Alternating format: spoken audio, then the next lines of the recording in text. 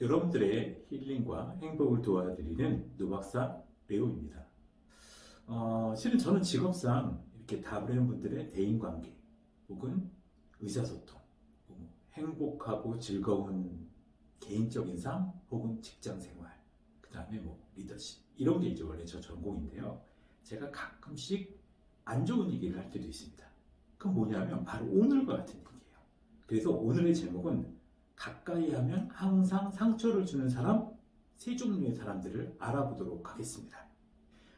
여러분들께서 세상을 힘들게 살 수 있는 지름길 중에 하나는 세상 모든 사람들이 다 선하고 착하고 합리적이고 이성적일 것이다. 이렇게 생각하시는 겁니다. 이렇게 생각하는 순간 상처가 있고 실망이 있고 배신이 있고 고통이 있습니다. 왜냐하면 실제로 그렇지 않은 사람들이 있거든요. 혹은 그런 사람들이라고 하더라도 때로는 기분이 안 좋거나 아니면 상태가 안 좋거나 아니 안 좋은 일이 있으면 짜증을 내기도 하고 그렇다는 거죠. 그런데 이런 걸 넘어서 특성적으로 이런 패턴들이 너무 정형화되어 있어서 사람들한테 상처를 되게 많이 주는 패턴들이 있습니다. 그런 사람들은 가능하면 아예 피하시는 게 좀 좋거나 아니면 피할 수는 없다 하더라도 관계를 최소화해서 덜 상처받도록 하는 그런 사람들이 있습니다. 그런 타인들에게 이제 상처를 잘 주는 세 종류의 사람을 알아보도록 하겠습니다. 자, 그 첫 번째는 이기적이고 자기중심적인 사람. 이런 사람들은 꼭 상처를 줍니다. 그러니까 이런 사람들과 오래 지내다 보면 내가 네 시다발이냐 이런 생각이 들게 행동을 하는 사람들이 있어요. 자, 무슨 얘기냐면 이기적이다. 이건 자신의 이익을 중심으로 행동한다. 그 다음에 자기중심적이다. 이것은 본인의 생각이나 판단에 따라 움직이는 경향이 너무 강하다. 이런 의미가 되고요. 그 얘기는 곧 본인의 이익이 중심이지 나의 의미나 상대방의 존재 이런 것들에 대해서는 별로 중요하게 생각하지 않는다. 혹은 타인에 대한 배려가 없다. 이렇게 보시면 됩니다. 우리가 좋은 대인관계라는 것은요. 서로 간의 관심을 바탕으로 서로 교류하고 협력함으로써 공동의 만족과 즐거움을 얻는 것이죠. 그런데 이게 한쪽으로만 치우쳐져 있다 그러면 그 관계가 잘 유지될 수 있을까요? 유지되기 어렵습니다. 이런 관계가 있기는 합니다. 바로 부모-자식 관계입니다. 부모-자식에게 있어서는요. 실은 자식들은 되게 이기적이에요. 자기중심적이고. 근데 때로는요. 부모들도 이기적이고 자기중심적이에요. 근데 이런 것들이 잘 서로 얘기를 하거나 아니면 나중에 나이 먹으면서 그래도 엄마가 나를 위해서 많이 배려해줬지 이러면서 풀려가거든요. 그런데 만약에 부부가 결혼을 했는데 한 사람은 계속 자기중심적이고 이기적이며 나머지 배우자는 계속 거기에 맞춰준다고 생각을 해보세요. 그 관계가 잘 유지될 수 있을까요? 당연히 유지가 안 되겠죠. 직장 내에서 관계를 맺었는데 상사가 계속해서 자신의 그 이익을 위해서만 부하 직원들을 부린다던가 아니면 부하 직원의 업적을 계속해서 자기가 먹는다던가 이렇게 뺏어갖고 다 자기 입양한다던가 혹은 부하 직원들이 뭔가 요청을 했을 때 됐고 이러면서 자신의 안위와 그 이익만을 위해서 부하 직원들을 부린다던가 이런 당연히 사표를 쓰겠죠. 마찬가지로 이렇게 이기적이고 자기중심적인 사람들은 꼭 문제가 일어나게 됩니다. 이런 사람들의 특징은 상대방에 대한 관심 자체가 부족합니다. 관심 자체가 부족하며 상대방에 대한 관심보다는 나 자신에 대한 관심. 오늘 나 옷 어때? 나 오늘 어때? 스타일 좋아? 오늘 내가 뭐 먹을까? 이렇게 모든 게 다 자기중심으로 얘기를 하는 그런 경향을 보입니다. 두 번째는 본인이 존중받는 건 되게 소중하게 여겨요. 예를 들어서 본인이 좀 무시를 당한다던가 아니면은 뭘 했는데 충분히 존중해주지 않는다 그러면 되게 화를 내요. 나 이거 잘하지 않았어? 왜 얘기 안 해? 내가 우습다는 거야 지금 이런 거에 바로바로 화를 내면서 너 그게 뭐니 혹시? 야 그거 해놓고서 뭘 잘했다 그래. 그건 누구나 다 하는 건데 이런 식으로 남에 대해서는 되게 깎아내리는 말들을 아주 흔하게 하면서 본인이 조금만 무시를 받거나 존중받지 못했다 그러면 버럭 화를 내는 이런 행동들이 많습니다. 세 번째는요. 서로의 만족이나 즐거움 이런 것보다는 본인의 만족을 더 찾는 행동들을 합니다. 이거 흔하게 가족끼리도요. 주말이 되면 뭐 먹을까? 이러는 경우가 있어요.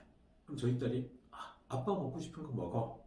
아유 아니야 우리 딸 먹고 싶은 거 먹어. 이게 이제 서로 존중해 주는 것 같죠. 그렇지만 저희 딸은 꼭 그렇진 않습니다. 왜냐하면 이제 제가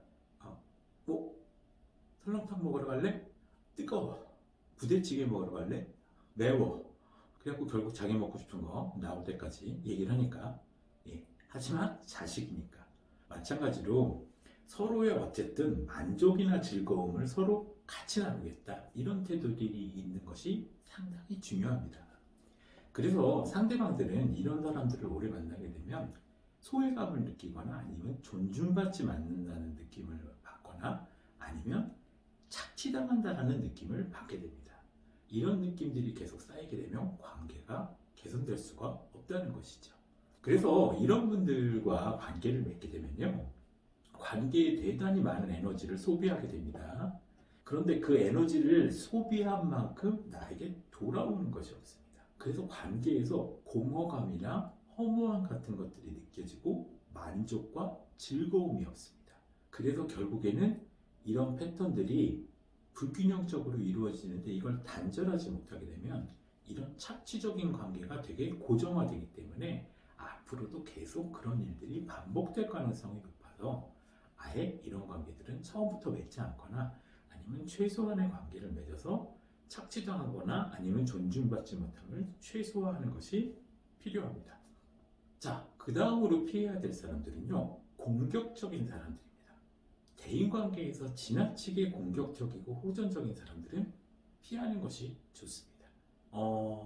부부싸움을 할 때에도요, 우리가 정도라는 것이 있습니다. 근데 한번 화가 나면 집기를 다 때려 부신다던가 아니면 집안에 이제 물건을 막 부순다던가 아니면 너무 심한 쌍시옷, 숫자 18, 이런 행동들을 한다던가 아니면 되게 신체적인 위해를 가한다던가 아주 가끔 결혼 생활하면서 한두 번 정도 그런 일이 있었다 내지는 평상시에 안 그러는 사람이 갑자기 저러더라 이런 것까지는 이해해 줄 수 있다 하더라도 만약에 이런 것들이 상습적으로 나오거나 반복적으로 나온다 그러면 그 사람은 매우 공격적인 사람이 될 수 있습니다. 대단히 위험합니다. 우리가 데이트 폭력이라는 것이 있죠. 데이트 폭력이라는 것을 가만히 보면요. 초반에 실은 어느 정도 감지를 할 수가 있어요. 왜냐하면 데이트 폭력을 하는 사람들은요. 보통 나한테만 폭력적이지 않고 다른 사람한테도 폭력적인 경우들이 있습니다. 즉 가만히 보면 다른 사람에 대해서 되게 공격적인 언사를 한다던가 아니면 싸움을 한다던가 이런 행동들이 실은 종종 나타나거나 관찰될 수가 있습니다. 그러면 실은 동등하게 저 사람은 갈등이나 문제가 있을 때 나랑도 그런 식으로 표현을 할 수 있겠구나 라고 생각을 하는 것이 실은 원래 균형적인 판단이고 합리적인 판단입니다. 이런 그 공격적인 사람들이 가지는 특징은요. 주변의 상황을 되게 부정적으로 생각하거나 위협적으로 생각하는 경향들이 되게 강합니다. 그래서 이제 의처증이나 의부증 같은 것들도 많이 생기고요. 그 다음에 이제 어떤 때에는 이런 그 부정적으로 생각하는 경향이 없는데 한번 화가 나면 조절을 못하는 그래서 공격이 한번 올라오면 그걸 조절을 못하거나 이런 행동을 보일 수도 있습니다.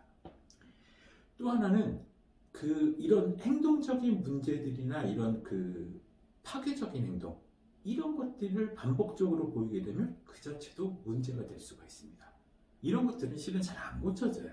왜냐하면 평상시에 이렇게 평상시에는 되게 조용하고 차분하고 참고 견디고 이러다가 그런 것들이 쌓여서 폭발한다던가 그런 폭발하는 장면을 잡아서 그걸 가지고 치료를 하거나 개선을 해야 되는데 우리가 이제 그런 행동 같은 것들은 치료 장면에서 잡기가 되게 어렵거든요. 혹은 배우자나 가까운 사이라 그래도 그런 공격적인 행동을 하고 있을 때에는 함부로 교정 행동을 할 수가 없습니다. 당하는 수밖에 없죠. 근데 이제 그러고 나서 나중에 미안해 잘못했어 내가 다시는 안 그럴게 이러면 또 용서해주고 넘어가고 하지만 또 분노하는 행동은 반복되고 이런 식으로 되게 되면 결국에는 관계에서 이런 편안함이나 즐거움보다는 평상시에도 저 사람이 나한테 잘해주더라도 언제 터질지 모르겠는데 이런 생각을 하게 되면서 항상 긴장, 불안감 혹은 저 사람 또 화나면 어떻게 하지?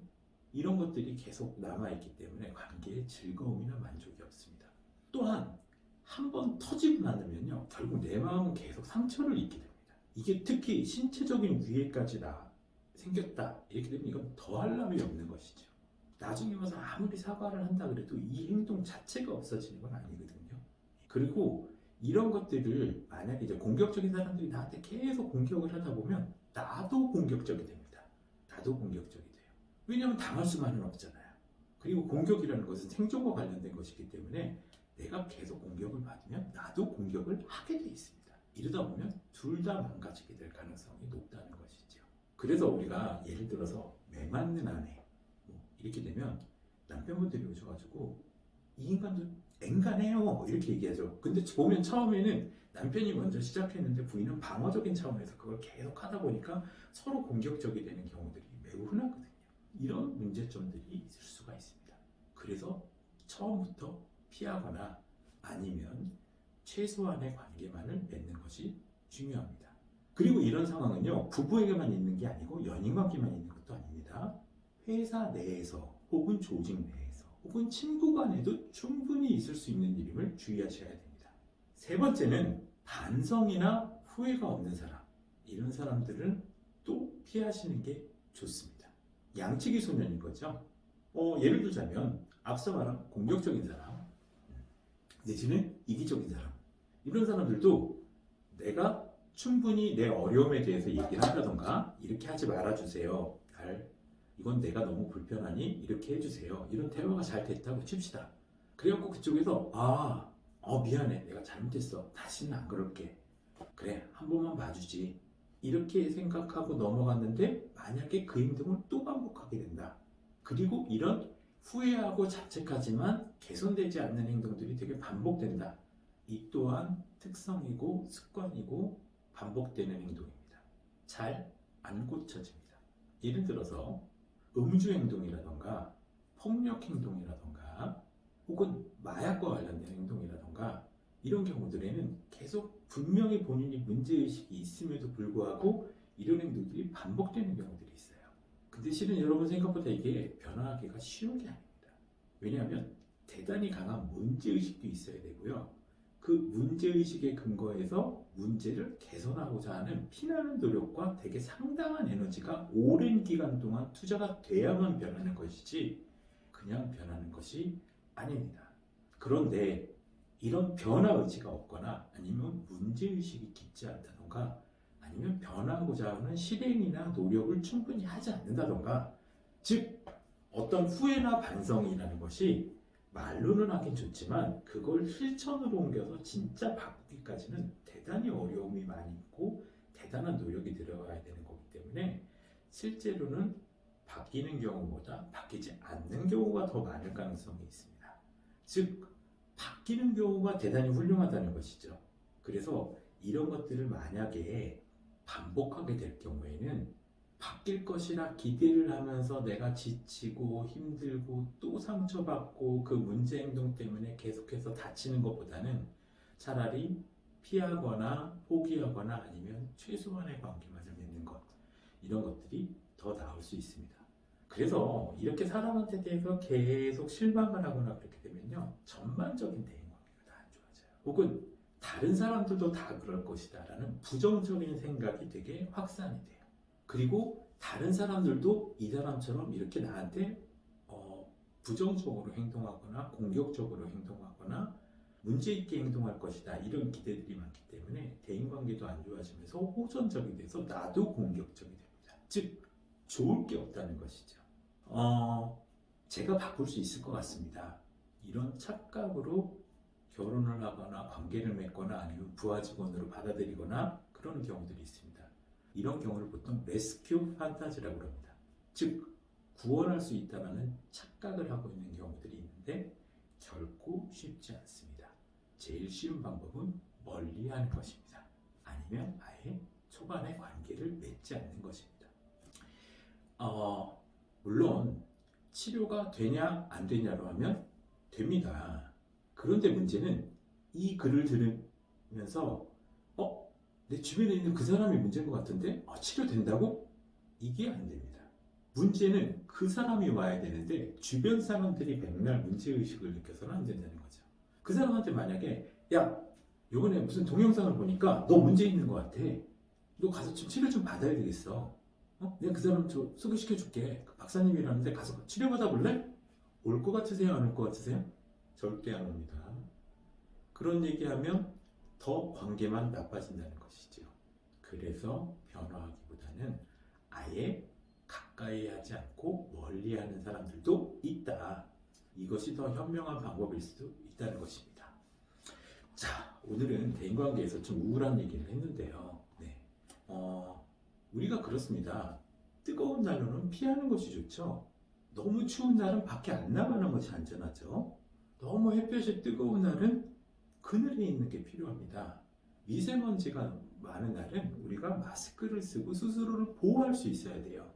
오늘 가까이 하면 상처를 주는 사람들에 대해서 말하는 것도 바로 이런 의미로 말씀드리는 겁니다.